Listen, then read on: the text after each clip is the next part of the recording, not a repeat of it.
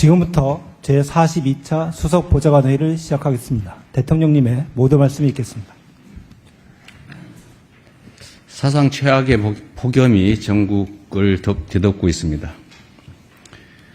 그저께는 남부 지역에 이어 수도권에도 처음으로 폭염 중대 정보가 내려지는 등 초유의 폭염이 국민의 삶을 크게 위협하고 있습니다. 지금은 사실상 국가적인 기후 재난 상황입니다. 그 어느 때보다 높은 긴장감을 가지고 정책 대응의 수준과 범위, 속도를 최대치로 끌어올려야 되겠습니다. 현재 최우선 과제는 국민의 생명과 안전을 지키는 일입니다. 특히 모든 재해는 언제나 어려운 처지의 국민에게 더 큰 위협으로 다가옵니다. 고시원, 쪽방촌, 비닐하우스 같은 취약시설 거주 주민이나 또 공사 현장, 농어촌, 주차장 등에서 일하는 노동자들의 안전에 가용한 행정력을 최대한 집중해야 되겠습니다. 기록적인 폭염 속에서 일선 공무원들의 노고도 참으로 큽니다. 힘들겠지만 더 어려운 처지에 있는 국민들을 위해 현장을 직접 점검하고 또 필요한 조치를 신속하게 집행해 주시기 바랍니다. 보다 근본적으로는 뉴노멀이 된 기후재난 상황에 맞게 주거와 용수시설, 전력망, 또 폭염 대응시설 같은 인프라 개선에 힘을 모아야겠습니다. 전통시장의 경우에 냉방시설 부족 때문에 여름철마다 손님이 크게 줄어 해마다 이중고를 겪고 있다고 합니다. 관련 설비 구축에도 신경을 써야 되겠습니다. 이에 대한 계획들을 내년 예산안에 반영하는 것도 검토해 주기 바랍니다. 어디에 살고 또 어디에서 일을 하느냐에 따라 국민의 생사가 좌우되는 일이 생겨서는 안 되겠습니다. 폭염 재난 대응에 총력 집중해 주기 바랍니다. 우리 국민주권정부의 두 번째 업무 보고가 어제로 마무리됐습니다. 사상 처음으로 업무 보고가 공개된 지난해보다 업무 보고 준비가 충실하게 이루어졌다는 생각이 듭니다. 물론 평소에 성실하게 성과를 낸 덕분이겠죠. 업무 보고는 끝났지만 진짜 중요한 것은 지금부터입니다. 거창한 설계도나 화려한 청사진보다는 국민의 삶을 실제 변화시키기 위한 간절한 정성 그리고 발빠른 실천이 더없이 중요합니다. 적극적이고 세밀하게 그리고 신속하게 준비된 정책을 집행해 주시기 바랍니다. 모든 국정성과는 결국 주권자 국민이 평가합니다. 좋은 의도로 시작한 정책이라도 국민이 효과를 체감하지 못하거나 도리어 국민들의 삶에 피해를 준다면 안 하는 이만 못하겠죠. 항상 국민의 눈높이에서 모든 사안을 살피고 문제가 있으면 어떤 사항도 성역 없이 적극적으로 고치는 유연하고 능동적인 행정이 필요합니다.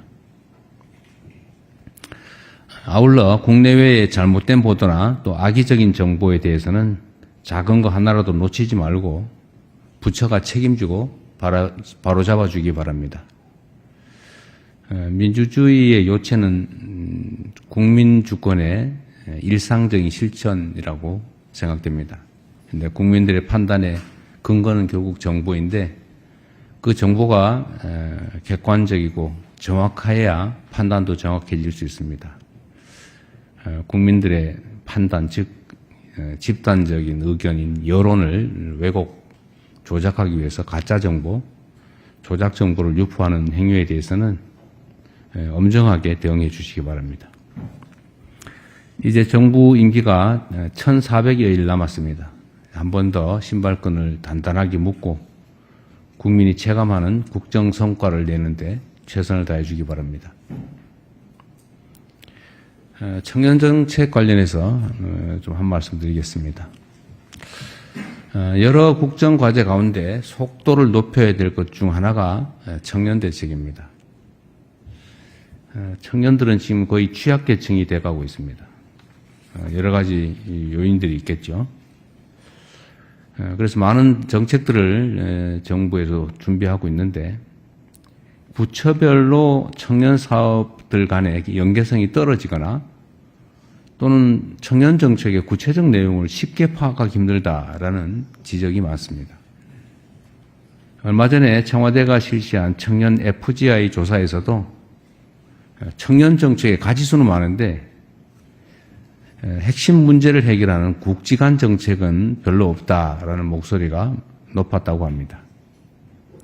청년들의 실제 수요와 생애 주기에 맞게 정책들을 촘촘하게 정비하고 또 지원 정책들 간의 시너지 효과를 극대화하는 노력이 필요하겠습니다.